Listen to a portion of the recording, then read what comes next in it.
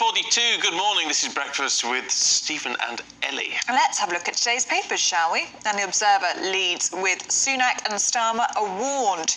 Don't dump your green pledges, as Britain's leaders are being warned against a politically suicidal lurch. The Daily Star Sunday says we're all going on a glummer holiday with people facing holiday hell. Well, it's hellish if you're going abroad, and if you're staying here and doing a staycation, then the weather's terrible. Yeah, we're going to be hit with 55 miles per hour storms. Lovely. Michael Gove has warned net zero can become a crusade in an interview with The Telegraph. And in the Sunday Express, Rishi pushing through new laws to protect freedom of speech for customers with their banks. Well, it's time to go through the papers now, and joining us this morning is Deputy Editor of Spite, Fraser Myers, and broadcaster Liz Kershaw. Good morning to you both. Hiya. And Fraser, we're going to start with you, because this is a story that got Stephen and I chatting this morning. Tell us about this. It's the Bride and Gloom in the Daily Star. Yeah, so increasingly men bringing their fiancés, I should say, their brides-to-be on stag do's with them is the story. And in general, the sort of laddish stag do is in decline, so there's fewer and fewer pranks being played on the groom. There's a lot less drinking going on nowadays, a lot more sort of mixed gender groups. So it's interesting, is the modern British bloke becoming a bit of a drip? That's one explanation. Another explanation... Come on. I mean, I have to say with this one, and part of me, I like a bit of tradition. Yeah. And part of me, your initial reaction is, well, of course they should stick to what they've always done, have a bit of fun and all the rest of it. But really, if you think about it, why is someone who's about to get married to the love of their life, supposedly, want to go and spend a weekend in strip clubs in Amsterdam? Well, supposedly your sort of last night of freedom, so to speak. Look, I mean, people can do whatever they like, and if they should do whatever is most fun for them, but I do think taking the fiancé along is a little bit too far. You are going to spend the rest of your life with this person. You can spend a few more days with your mates. And interestingly, one other thing, in terms of the sort of the decline of pranks, there's this stag do company, they say that only 2% of stag do's play vicious pranks on the groom.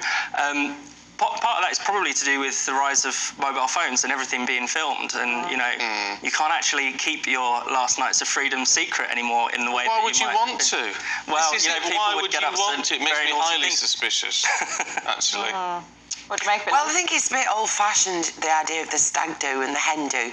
It's especially the stag do. It's kind of, I'm being forced into this. Yeah. I'm going to lose all my freedoms. I'm going to be just on a treadmill putting bread and bacon on the table, and it's my last chance at fun until I die. Well, that's not life anymore, is it? You choose to get married. You should only want to be with the person you're going to be marrying. Yeah. And I can't think of anything worse than going out all dressed with matching T-shirts and plastic tiaras. No, well, actually, the hen do's are as bad, though, yeah. aren't they? It's all strippers and L stickers and wearing veils. I mean, it's all a bit and straws with unmentionable things shaped in. Yeah. But I mean, there have been. There was have a bit of class, people. There was a very good prank that people might have seen on social media at Silverstone the other week. Someone made the groom wear a Just Stop Oil T-shirt, which meant that he was constantly getting stopped by the police. Now, pranks like that are very funny. That was genius, actually. That was really good. I think if you can get some clever ones in like exactly. that May be laugh. More things like that, more clever pranks rather than tying someone to a lamppost or very unoriginal. Yeah, exactly. Sending them on the last train naked. Yes, I think it's a fair point. Let's look at Coca-Cola, Liz. Yeah, Sun on Sunday. Talking a lot about the environment today and the way people are being made poorer by net zero. And we were saying earlier, if you ask people, they would say, yes, I genuinely care about the environment. People want a safe, clean, disease-free, threat-free place to live their lives. And I mean, I am a very, very keen recycler. I do it with gusto. I do it. I sort it all out. I put it into the different containers. Put my bins out every week. And I think where I live in Northamptonshire, it's an excellent scheme. Where I've got a holiday home in Kent, where beaches are affected by plastic, incidentally, Kent County Council does not recycle plastic. It's unbelievable. Anyway, Coca-Cola on the beaches has been found to be the biggest polluter. So the Coca-Cola products, including Coke itself and their other fizzy drinks, account for the majority, for the 4th year running, of packaging found in beaches that have been cleaned this year. But it strikes me as unfair, because the headline is Coca-Cola is Britain's biggest plastic polluter. Yeah. But it's not. It's us. We just happen to be drinking Coca-Cola and throwing it away. It's not Coke's fault, is it? Yeah. Is it? Yeah. No. Oh, I'm right. Yeah, you are right. Excellent. Yes, pedantically, Yeah. right? Yeah. No, but people should be more careful. I would never think of chucking a bottle in the sea. No. Or, I've seen people. You on motorways chucking them out out the the car window. No. But I do think it's an affliction of today, because people drink it all day, every day. And sorry to be an old thing, 65 next Sunday, pays to advertise.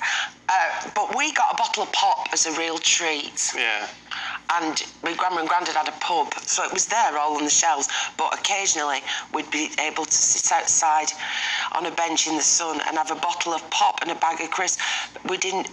Pop was a real... Well, I don't object to it being more commonplace. Well, it's really bad for you. But it's things like, we had the Pop Man.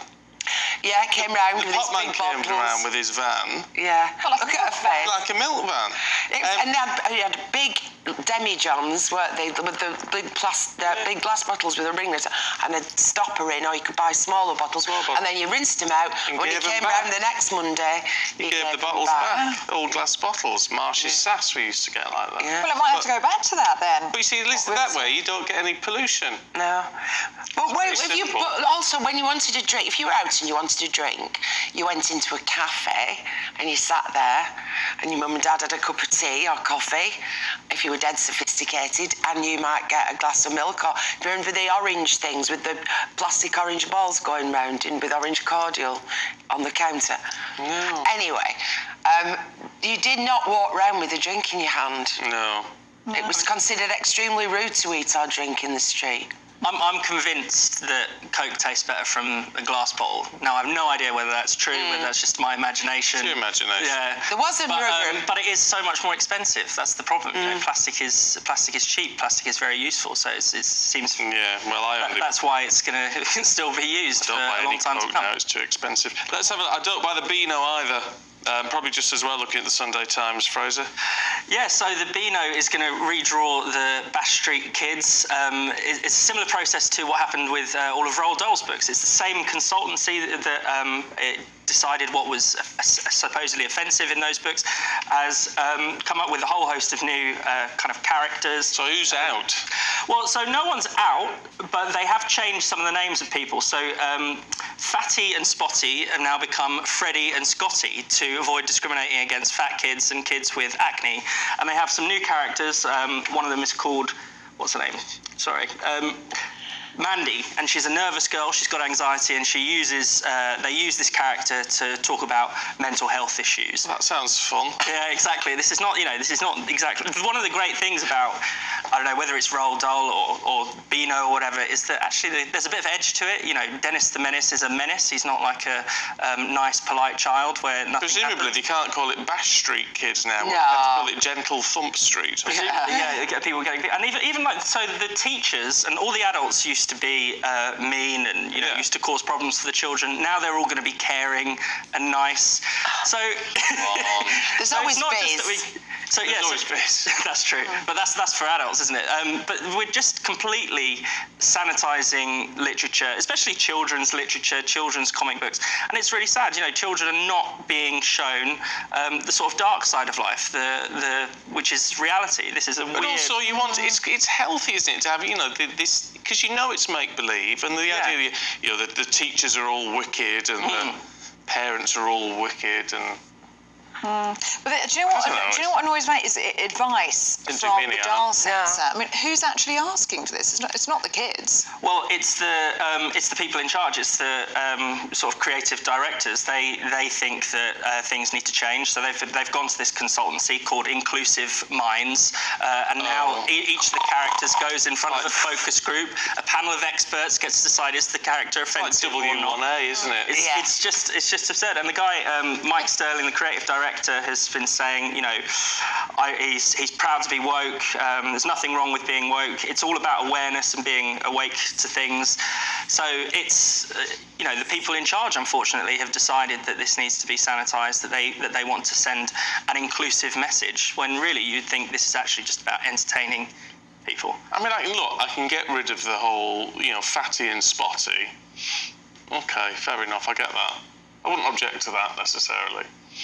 But, the rest of it, nonsense. Everyone has to be kind to each other. What story was does that it make? called? Plug. Yeah. Called Plug with the big ears. What about Minnie the see him still Minx? there. She didn't make me a naughty girl just because I read that strip. Minnie the Minx, no. Well, I've got another story, perhaps in the next segment, about the way that advertisers are pulling the strings. So maybe the editorial people at Beano are having pressure put upon them by the advertisers. And I'll bring that up next time. Well, that makes sense, because it's not from the readership, is it? We've got 30 seconds, Liz. Tell us about Sir Tom Jones. Yeah, well, talking of influence as a kid, I remember when we were at school and we'd just done our O-levels, and there was a nearby pub that didn't really check your age, and we used to go in there on special occasions. And this really quiet lad stood up one night, and he wouldn't say boo to a goose, and he belted out Delilah.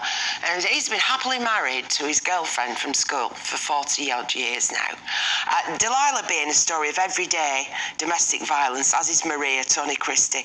They tried to ban it at the rugby in Wales, and basically Tom Jones had a hit with Delilah. He's saying, no, I'm not being funny or nothing, but I'm going to carry on singing it. And good. Refusing to be cancelled. Yeah. Yeah, quite right too. Liz, Fraser, thanks very much indeed. Thank See you you. later on.